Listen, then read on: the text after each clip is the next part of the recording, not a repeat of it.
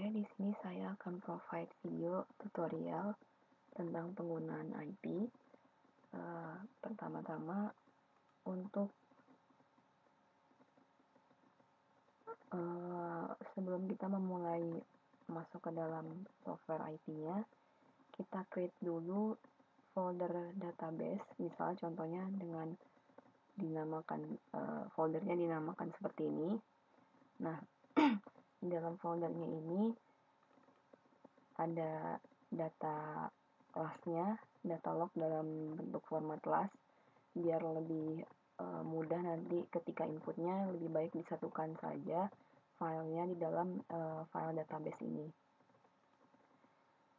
Kita buka IP-nya. Di sini saya pakai IP 3 versi 3.5.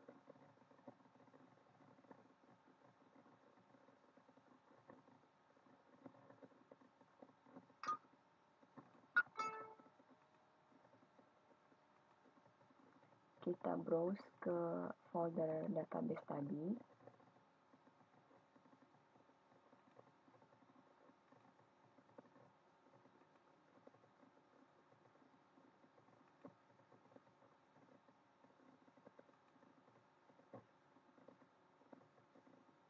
Karena di sini belum ada sumbernya, jadi tidak ada listnya di sini. Kalau misalnya di database-nya itu udah ada well-nya, biasanya di sini langsung kedetek sumur-sumur apa aja yang ada di database itu. Kita klik select all, lalu kita load. Nah, di sini kita sebelum input data last-nya, kita create dulu well-nya. Berhubung tadi nama well-nya ada DD1 dan DD3, kita ketik di sini yang pertama dulu.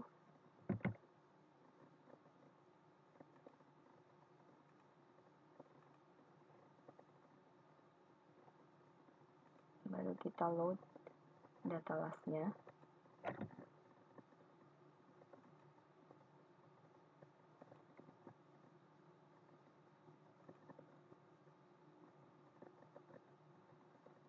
Ketika kita meload data last ini, biasanya sudah ke-define top sama bottom depth dari data last itu dan step dari depth-nya.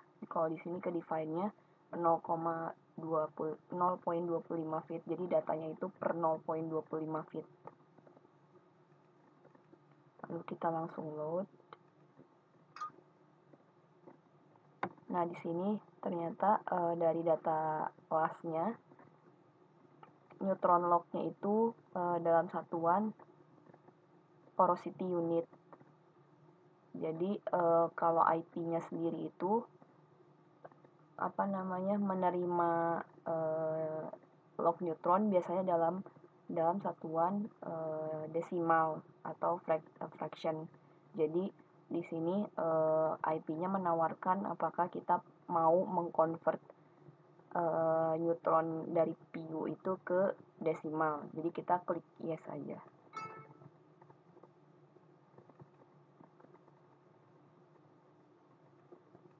Nah, tadi data last yang sudah kita input akan ada di sini, di sumur DD1 ini.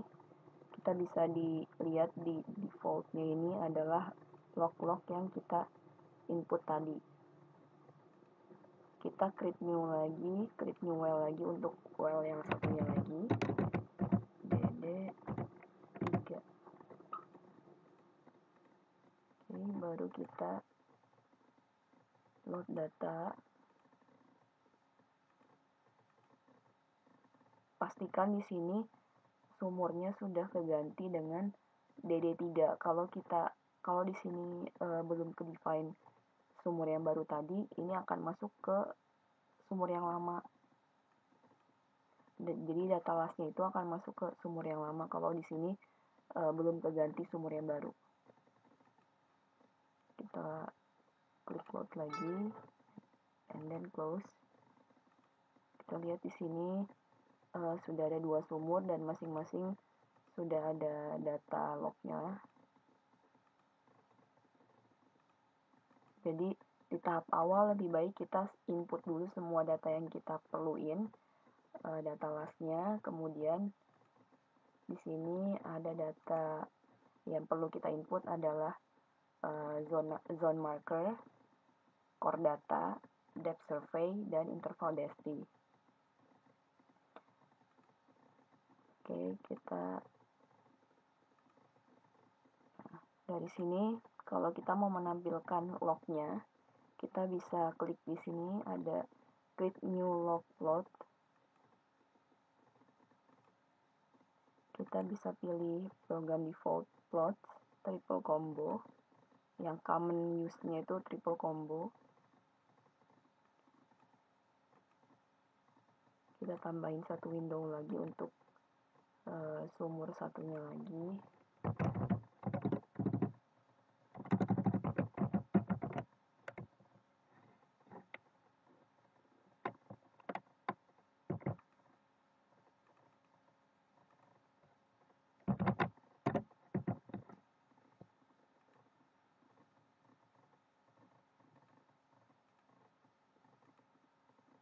Kita klik di sumur ini.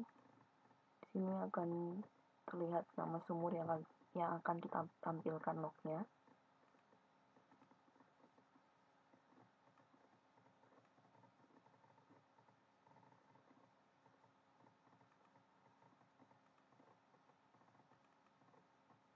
Oke. Nah, di sini restivity lognya nggak langsung muncul karena namanya beda. Ini lognya di operator lognya itu adalah nama untuk restivity-nya, nama lognya itu sesuai dengan operator company-nya yang meran lognya. Jadi nama-namanya ini biasanya sesuai dengan company yang ngeran lognya itu.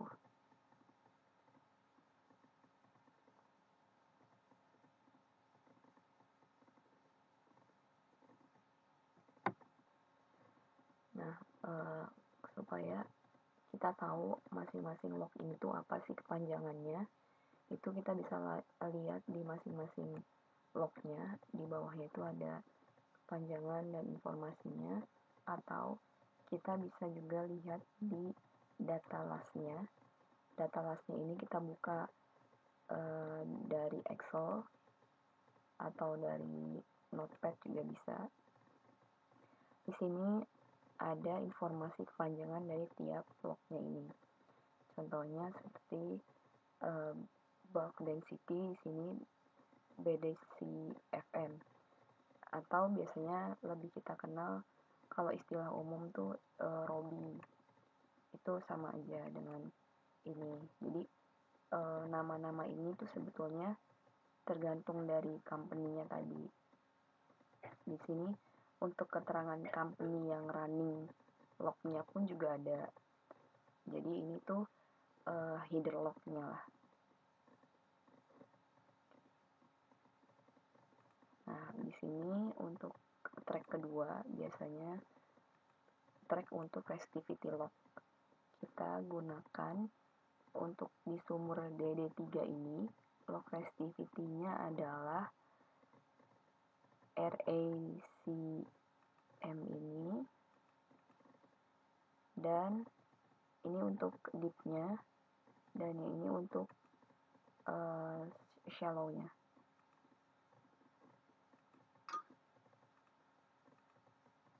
Track yang ketiga untuk density log.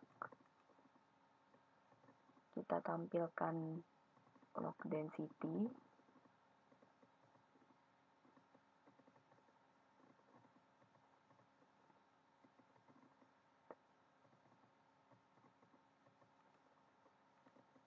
Kemudian neutron.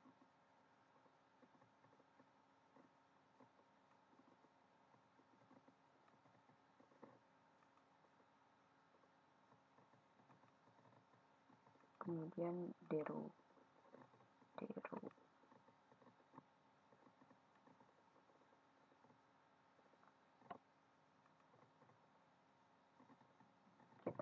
skalanya, kita gunakan skala limestone compatible scale.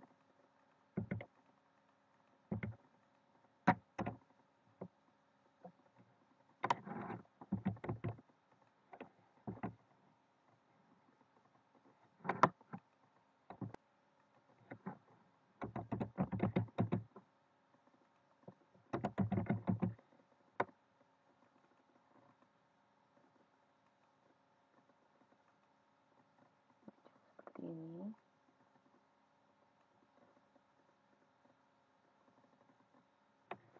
Setelah itu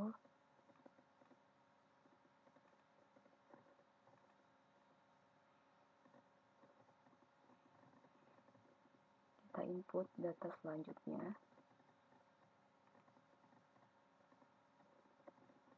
yaitu data zone marker.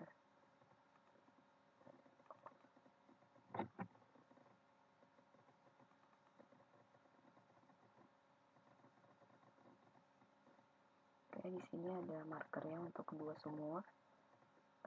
Ini nama dari zonanya, dan ini top bottomnya. Untuk input marker itu ada dua. Yang pertama untuk keperluan display. Untuk keperluan display itu kita input di sini.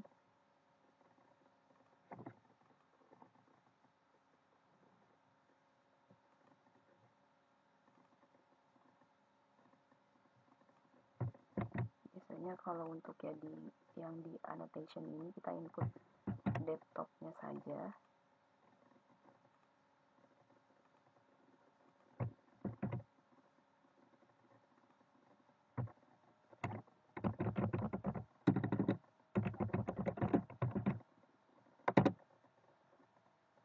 Kalau untuk text, type-nya text, positionnya dari 1.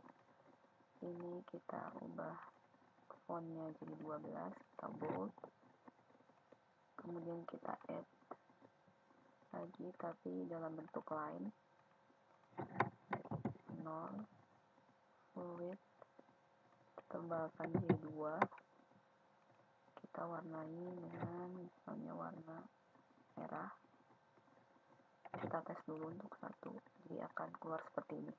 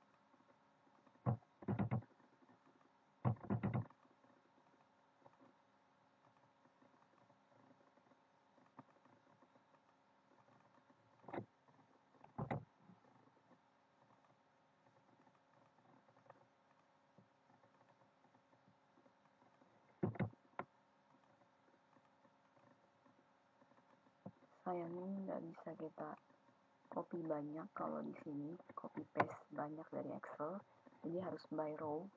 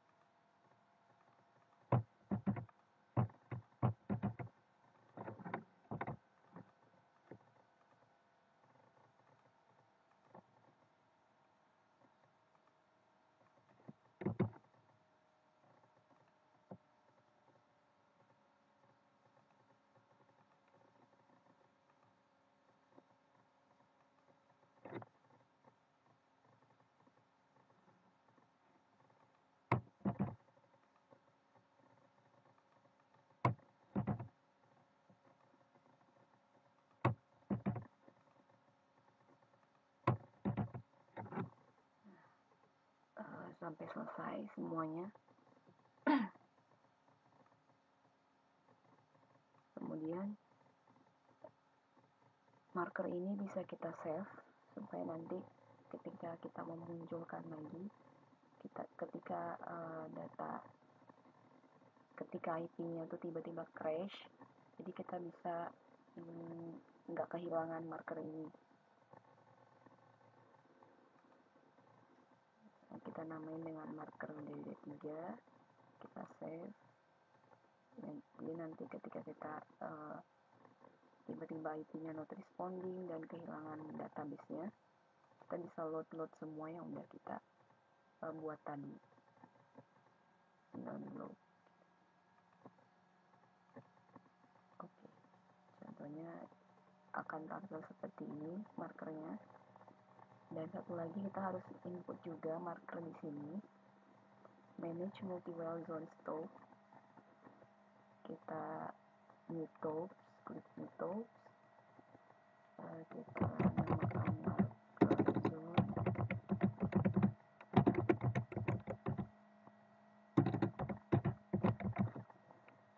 Nah, kalau di sini kita bisa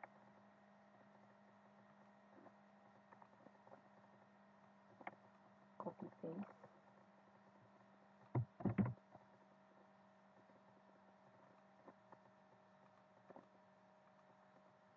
Ini untuk paste-nya.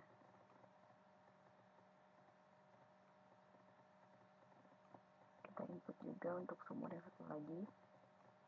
Jadi kalau di menu ini kita bisa input untuk semua sumur dalam satu marker, dalam satu data, dalam satu file. Oke. Ini sudah masuk yang kita inputkan. Nah, marker di sini itu gunanya nanti untuk kita interpretasi ketika kita mau memecah zona-zona itu akan lebih mudah. Setelah kita input zone marker, kita inputkan core data. Di sini untuk core, data core-nya kita punya data rutin core dari sumur DD3 dan sumur DD1, dan kita punya data XRD dari sumur DD3. Nah, pertama untuk data XRD yang perlu kita inputkan adalah total clay. Ini akan kita gunakan untuk memvalidasi hasil perhitungan clay volume kita nanti. Karena di sini dalam bentuk persen, kita ubah dulu dalam bentuk fraksi.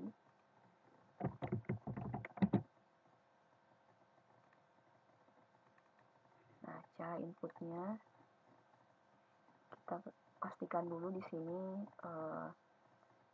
yang terklik adalah sumur yang akan kita inputkan datanya, yaitu sumur DD3. Lalu kita klik di input atau output, kita klik load data, pilih interval loader. Karena kita hanya punya satu depth, jadi tidak ada interval, hanya ada topnya. Kita pilih di sini no bottom depth. Jadi kita hanya input satu depth di sini. Kita copy depth-nya. Kemudian kita klik paste. Dan juga angka total clay-nya. Kita input di sini sebagai cup 1. Kita paste. Kita beri nama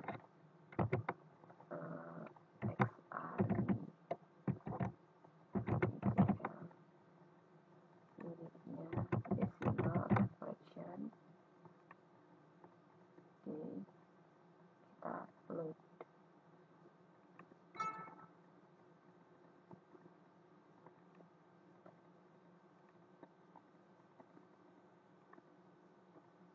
ada di sini datanya tadi kita inputkan. Lalu kita masukkan untuk sumur yang lainnya, sumur untuk routine core, yaitu porosity yang akan kita inputkan, porosity dari routine core DD3 dan DD1.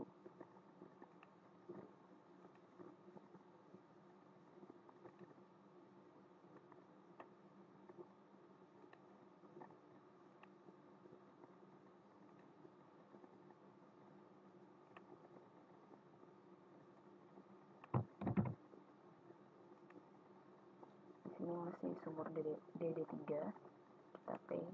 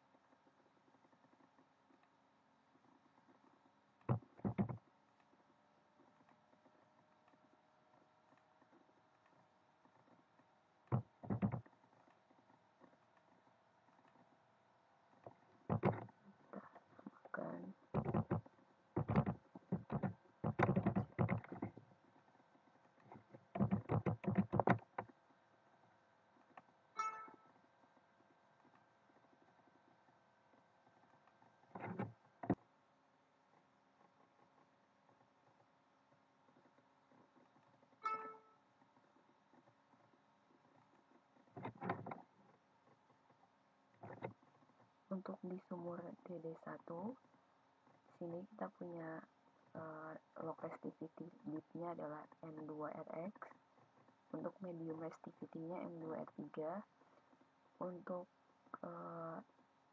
shallow restivity-nya adalah M2R1,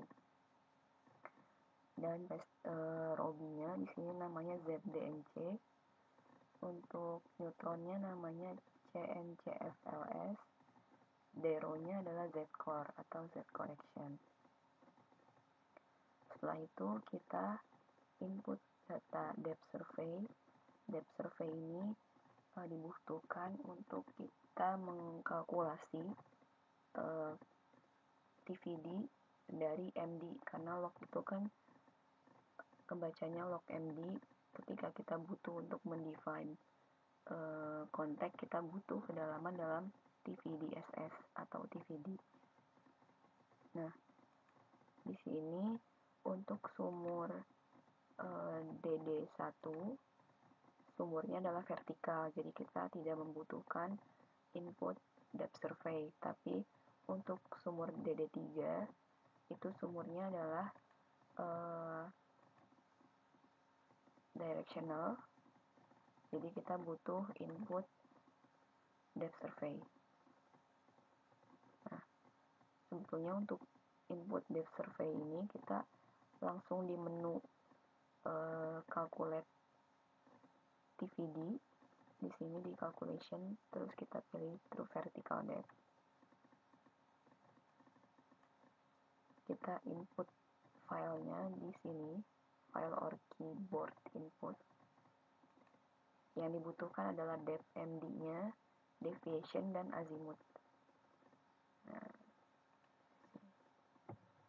yang kita butuhkan adalah ini, 3 ini. Jadi ini adalah contoh data depth survey. Yang kita perlu inputkan ke IP adalah 3 data ini.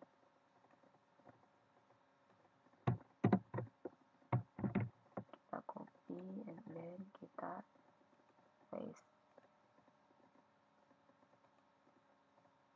Nah, di sini juga diperlukan east distance dan north distance. Di data itu kita masukkan east-nya adalah ini,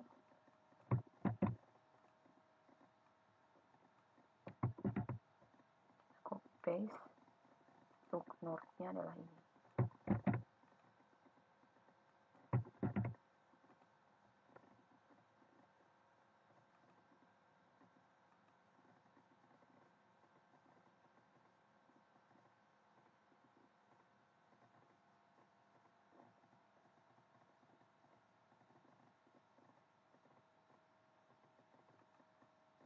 kita juga perlu memasukkan MD elevation itu dari sini untuk menghitung TVDSS. Jadi TVDSS itu akan dihitung dari ground level. Kita buat sebagai negatif TVDSS-nya.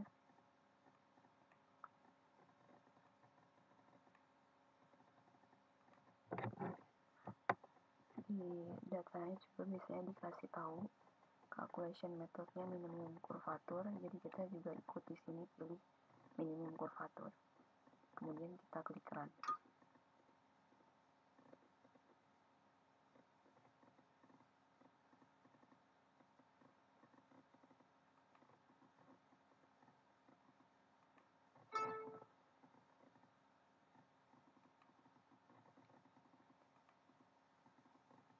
Untuk menampilkan track depth TVDSS, kita bisa di sini, kita klik kanan, new track, kemudian kita pilih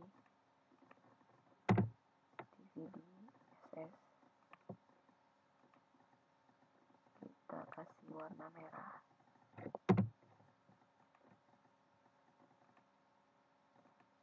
Muncul depth TVDSS. Oke, kita lanjut ke yang terakhir, kita input data interval DST.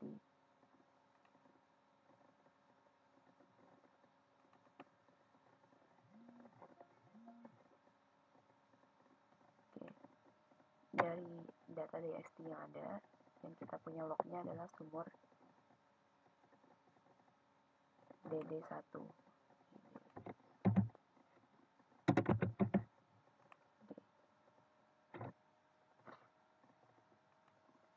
Kita input ke sumur DD1, kita klik ke sumur ini, kemudian kita input di sini new top, kita namakan sebagai interval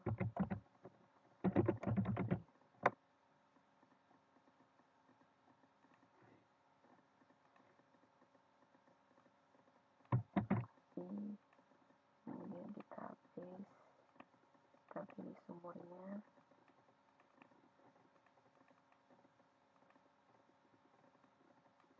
klik OK.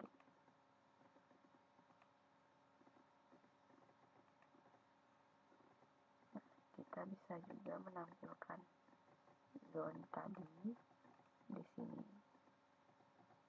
Kita pilih stylenya adalah zone, kemudian di sini akan ada pilihan, kita bisa masukkan marker zone ke track kedua, kita pilih line colornya dari names dari zonanya, akan muncul nama zonanya, klik OK. Kalau kita mau mengubah menjadi interval DST, kita bisa ubah, kemudian kita klik apply, ini adalah interval DST nya.